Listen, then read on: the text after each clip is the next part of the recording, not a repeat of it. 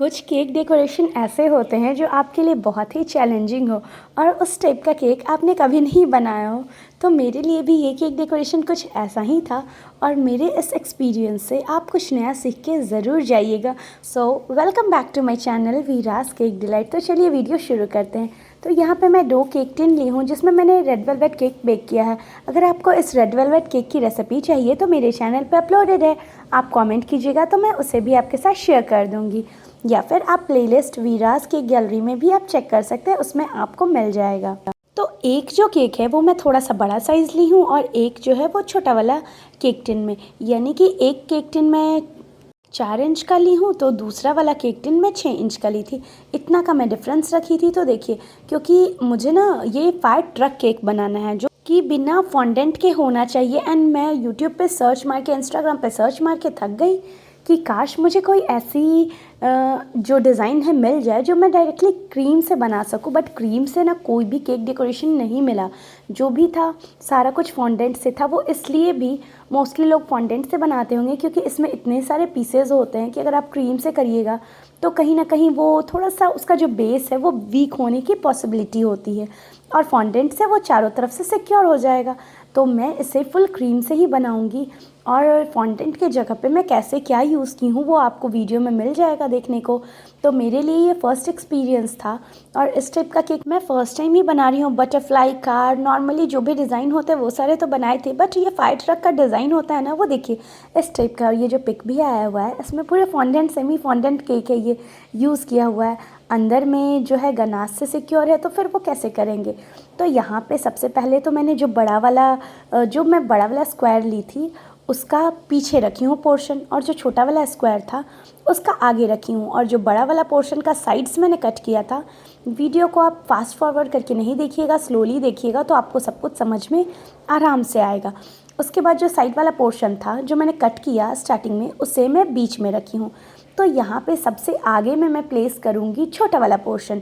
जो छोटे स्क्वायर का मैंने 2 आधा किया, उसके बाद ये देखिए हाफ हाफ मैं कट कर दी, तो हाफ हाफ करके 4 पीसेस हो जाएंगे। इसे आप 3 लेयर्स भी कर सकते थे, बट मैं यहाँ पे 4 पीसेस में ही की। क्रीम भी कम यूज़ की। 1 केजी के अंदर ये केक बन करके रेडी हुआ है। आपको वेट भी मैं दिखाऊंगी इसका मेज़रमेंट करके, क्योंकि कस्टमर को ये 1 केजी में ही केक चाहिए था, तो इसलिए क्वांटिटी मैटर करता था। यहाँ पे 1 केजी से कम का होता तब तो ये ज़्यादा का होता तो कोई दिक्कत नहीं थी, मैं जितना हो सकता था उतना लगा देती। बट ये 1 केजी से 1 केजी ही का केक था, तो इसलिए यहाँ पे 2-3 बात आप इम्पॉर्टेंट ध्यान रखिएगा कि कभी भी इस टाइप का कटिंग वाला आप केक बनाएं तो सबसे पहले तो उसे मॉइस्ट बहुत कम करिएगा, अदरवाइज़ आपका केक टूट के बिखर सकता है। क्योंकि इतने छोटे छोटे पीसेस में आप उसे कट करके रखेंगे कि अगर आप उसे मॉइस्ट ज़्यादा कीजिएगा तो वो आप सिक्योर नहीं कर पाएंगे उसे। तो इसलिए मैंने यहाँ पे मॉइस्ट काफ़ी कम किया। अच्छे से नीचे मैंने क्रीम से अच्छा सा, आपका स्टिफ पीक्स वाला क्रीम होना चाहिए। अगर हल्का भी मेल्टेड रहेगा तो आपका केक है वो स्लिप करेगा, और जो शेप है किसी भी 5 ट्रक या किसी भी अदर डिज़ाइन का बनाए वो शेप एक्चुअल में नहीं आ पाएगा। तो सबसे पहले नीचे वाला प्लेस की, उसके बाद इसी तरीके से स्टैक करते हुए मैं चारों जो लेयर्स थे उसे प्लेस कर दी, क्रम कोट की तरह कर दी। नीचे में बेस पे, बोर्ड पे आपको ध्यान से अच्छे से क्रीम लगाना है, जिससे जो आपका स्पॉन्ज केक है वो अच्छे से चिपक जाए। अगर चॉकलेट केक हो तो सबसे बेस्ट ऑप्शन है गनाश, बट मैंने यहाँ पे गनाश का यूज़ नहीं किया क्योंकि गनाश है ना वो ज़्यादा स्टिकी होता है एंड केक को पकड़ लेता है। बट मैं वहाँ पे बार बार मेल्ट करना पड़ता, तो इसलिए मैं यहाँ पे क्रीम का ही यूज़ की एंड परफेक्ट विप्ड क्रीम था ये मेरा। इसी तरीके से करके देखिए, जो मैंने साइड में छोटा वाला पोर्शन कट किया था उसे 4 हिस्सों में करके मैं जस्ट आगे में प्लेस कर दी। और अब आती है बड़े रेक्टेंगल वाले शेप की, यानी कि जो बड़ा केक टिन से मैंने स्क्वायर शेप निकाला था, जिसे मैंने आधा आधा कट करके 4 हिस्सों में काट लिया, वो वाले पीस की।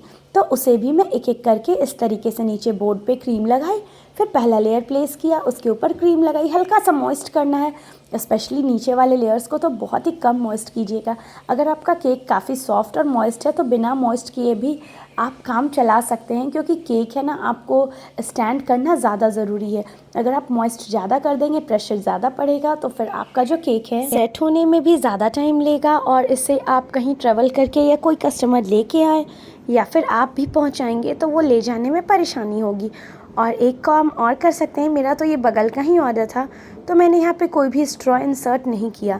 तो ऊपर से नहीं, सामने से, जैसे जो फायर ट्रक का फेस होता है उससे बैक साइड की ओर स्ट्रॉ या फिर बड़ा वाला टूथपिक जो भी केक स्टैकिंग के लिए यूज़ होता है वो आप इंसर्ट कर दें। इससे क्या होगा, आपस में जो तीनों जो पार्ट है जिसे आपने अलग अलग से क्रम कोट किया था, सेट किया था, वो आपस में सिक्योर हो जाएगा और डिस्टेंस पे अगर आपको लेके जानी है तो वो बिल्कुल भी नहीं हिलेगा। और केक बोर्ड और जो केक कार्टून होता है उन दोनों के बीच में 3-4 डबल साइडेड सेलो टेप भी ज़रूर लगा दें। इससे क्या होगा कि डब्बे से जो बोर्ड है वो बिल्कुल नहीं हिलेगा, तो स्टेबिलिटी जो है केक की वो ज़्यादा बढ़ जाएगी। कभी भी अगर आप इस टाइप का केक्स बनाएं या फिर टियर वाले केक्स बनाएं तो इस तरीके से आप कर दें तो आपका केक है बिल्कुल भी नहीं बिगड़ता है। तो ये सारे छोटे छोटे टिप्स एंड ट्रिक्स को आप ज़रूर फॉलो करिएगा, आपके लिए बहुत ही यूज़फुल रहेगा। तो यहाँ पे जिस तरीके का पिक में दिया हुआ था फ़ोटो, उस तरीके से मैं यहाँ पे नाइफ़ से थोड़ा सा कट लगा दी। और उसके बाद अब आती है बारी इसके टॉपर्स की, जो मुझे इसके ऊपर लगाना है। तो यहाँ पे मुझे फॉन्डेंट यूज़ नहीं करना है, तो मैंने नॉर्मली क्या किया है, वाइट कंपाउंड को मेल्ट कर ली, एक पाइपिंग बैग में फ़िल कर ली एंड जिस भी तरीके से फॉन्डेंट से बने हुए थे सारे टॉपर्स, जैसे सीढ़ियाँ जो होती है फायर ट्रक में, वो मैं नॉर्मली वाइट कंपाउंड से ही, मेल्टेड वाइट कंपाउंड से ही ऐसे कर ली। तो अगर आप कभी भी पाइपिंग बैग में फ़िल करते हैं तो क्या होता है ना, वाइट कंपाउंड जल्दी से ड्राई होने लगता है। तो नॉर्मली आप क्या करें कि जो डबल बॉइलिंग प्रोसेस है उसके ऊपर उसे बंद करने के बाद जब उसमें से वेपर निकल रहा है तो फिर से पाइपिंग बैग को थोड़ा सा हल्का हल्का रोटेट कर दें, तो फिर से वो तुरंत मेल्ट हो जाएगा अंदर में ही। तो इससे आपकी काम है वो इजी हो जाएगी और आप जो भी टॉपर्स चाहें, डिज़ाइन चाहें, वो आप इससे भी बना सकते हैं। तो जहाँ पे भी अगर आपको फॉन्डेंट स्किप करने की ज़रूरत होती है उसकी जगह पे आप वाइट कंपाउंड का ईज़िली यूज़ कर सकते हैं। या तो आपको फ्लावर्स भी चाहिए तो जैसे कटर होते हैं, सेमी सेट होने पे आप उसे कट मार्क कर दें तो वहाँ पे फॉन्डेंट की जगह आपके वाइट कंपाउंड से फ्लावर रेडी हो जाएंगे। तो ये बहुत ही अच्छा ऑप्शन है आपको फॉन्डेंट को स्किप करने का, और वाइट कंपाउंड से सेम तरीके के डेकोरेशन हो जाएंगे। और इससे एक और बेनिफिट है फ्रेंड कि आप इसे कितनी भी देर रखेंगे ना तो ये मेल्ट नहीं होगा, क्योंकि वाइट कंपाउंड वैसे भी थोड़े से हार्ड होते हैं इन कंपैरेटिव टू डार्क कंपाउंड। तो ये गर्मियों में भी मेल्ट नहीं होगा आपका। और जब आपका केक अच्छे से सेट है तो आप इसे लगा करके फ्रीज़र में रख सकते हैं। बहुत अच्छे से आपका केक रह जाएगा, गिरने की, पिघलने की, कोई भी चीज़ की आपकी टेंशन नहीं होगी। तो जहाँ पे भी आपको कभी डर हो फॉन्डेंट को यूज़ करने में तो आप इस तरीके से यूज़ कर लें। तो चलिए अब इसकी व्हील बनाते हैं। तो यहाँ पे मैं ओरियो बिस्किट ली हूँ जो कि नॉर्मल रूम टेम्परेचर पे ही था, तो उसे हल्का सा स्लाइड की तो वो इजीली निकल गया। तो यहाँ पे मैं व्हील के जैसा 2 बिस्किट से 4 व्हील मैं बना दी। उसके बाद स्टार नोज़ल ली हूँ, उसमें रेड कलर थोड़ा डाली एंड जैसा कि आप सभी जानते हैं कि रेड कलर डालने से रेड एग्जैक्टली नहीं आता है, वो पीच शेड आता है। तो बिल्कुल पीच शेड ही आया। मैंने पाइपिंग बैग में थोड़ा सा कलर लगा कर के भी इसे स्मज किया, बट ये पीच शेड ही आया। और डार्क कलर कैसे बनाते हैं ये तो ऑलरेडी अपलोडेड है, बट वो डार्क कलर बनाने में क्या होता है, फिनिशिंग देने में बहुत ही थिन लेयर्स लगती हैं क्रीम की। पर इस तरीके के डिज़ाइन देने में अगर आप बहुत ज़्यादा क्रीम में कलर ऐड करके फिर ये डिज़ाइन दोगे तो कहीं ना कहीं केक का जो कुछ पोर्शन है ऊपर वाला, टेस्ट तो चेंज होगा ही और अंदर की जो केक की टेस्ट है ना वो भी दब जाएगी। तो इसलिए मैंने यहाँ पे नॉर्मली रेड कलर डाली। उसके बाद जो पीच शेड बन के आया उसी से मैं पूरे केक की जो है वो आइसिंग कर दूँगी। और यहाँ पे मैं डस्ट जो फुसफुस होता है, जो डस्टिंग कलर होता है, स्प्रे कलर होता है, उसका यूज़ करूँगी इसे प्रॉपर रेड बनाने के लिए।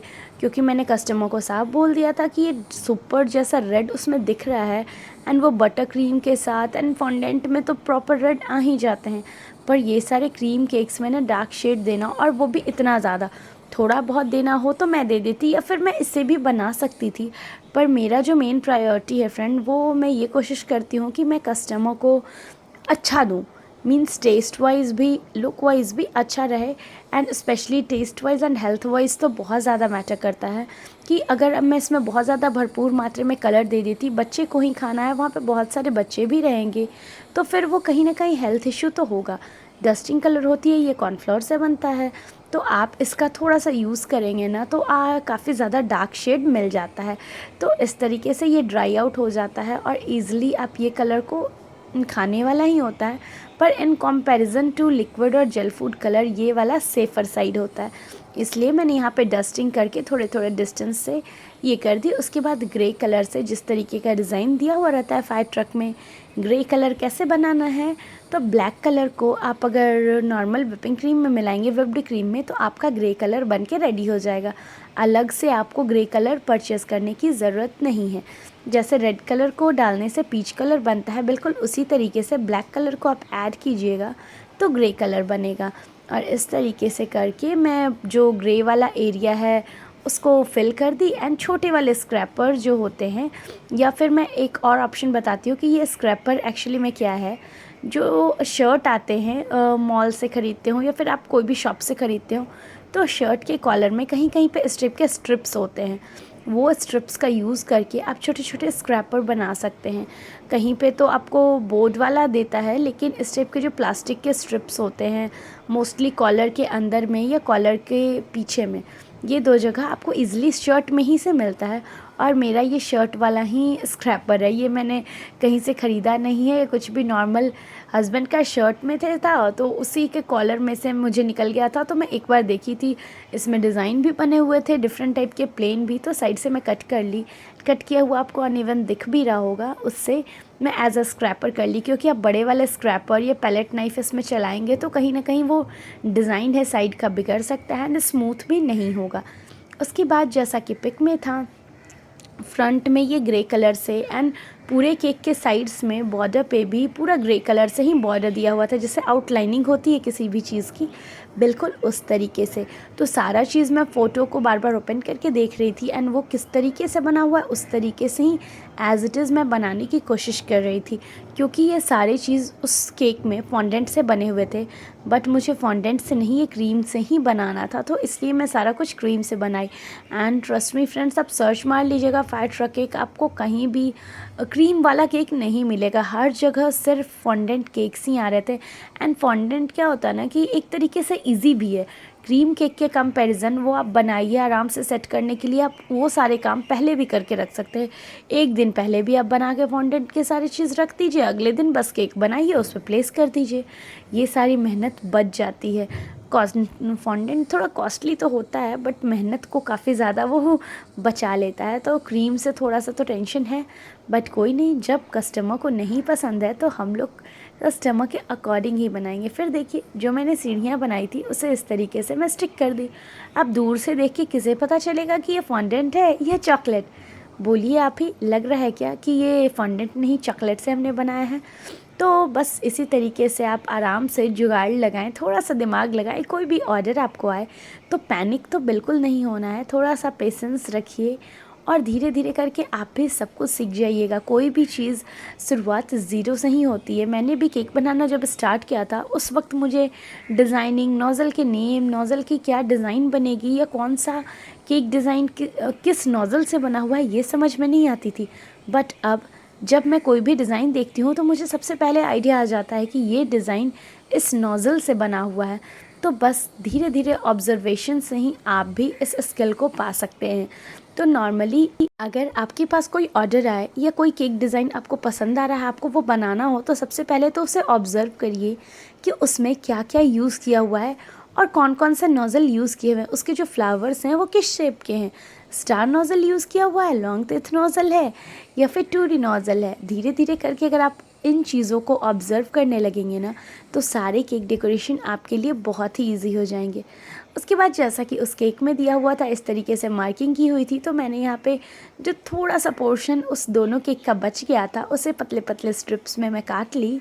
एंड जहाँ जहाँ पे प्लेस किया हुआ था उस फायर ट्रक केक पे, वहाँ पे छोटे छोटे टुकड़ों में तोड़ करके मैं प्लेस कर दी। फिर ये सारे जो फॉन्डेंट वाले टॉपर्स थे, तो फॉन्डेंट के ऊपर ब्लैक फॉन्डेंट से बॉर्डर दी हुई थी, तो मैं यहाँ पे ब्लैक फॉन्डेंट की जगह नॉर्मली गनाश बना ली। एंड गनाश से ही ये सारे जो बॉर्डर्स जहाँ पे भी देने थे वो सारे बॉर्डर्स में दे दी। फ्रंट का जो था सारा कुछ, जो भी चीज़ है आपने तो देख ही लिया कि मैंने क्या क्या वाइट कंपाउंड से बनाया, सब कुछ मैं एज़ इट इज़ कर दी। अगर आपके पास OHP शीट है तो उस पर भी आप ये सारे टॉपर्स बना लें। मैं तो जल्दबाजी में बटर पेपर का ही यूज़ करती हूँ, हड़बड़ी से कहीं भी रख दो, हो जाता है, काम आसान हो जाती है। फिर ऊपर में जो डिज़ाइनिंग होती है फायर ट्रक में वो सारा फॉन्डेंट से ही था, तो मैं यहाँ पे जेम्स का यूज़ की। वो थोड़ा सा रेक्टेंगुलर शेप में था और ये गोल हो गया। पर क्या फ़र्क पड़ता है, डिज़ाइन ही तो देनी है सेम कलर कॉम्बिनेशन में, जैसे उसमें रेड ब्लू था मैंने उस तरीके से ही किया और ये केक हमारा बिल्कुल रेडी है। तो कैसा लग रहा है आपको, मुझे कमेंट करके ज़रूर बताइएगा। पसंद आई हो ये तो प्लीज़ वीडियो को लाइक कर दीजिएगा। चैनल पे अगर न्यू आए हैं तो चैनल को ज़रूर सब्सक्राइब कर दीजिएगा, और चैनल से जुड़े हुए हैं तो प्लीज़ वीडियो को लाइक करके एक कमेंट कीजिएगा। आपके एक कमेंट और लाइक से मुझे ढेरों मोटिवेशन मिलती है।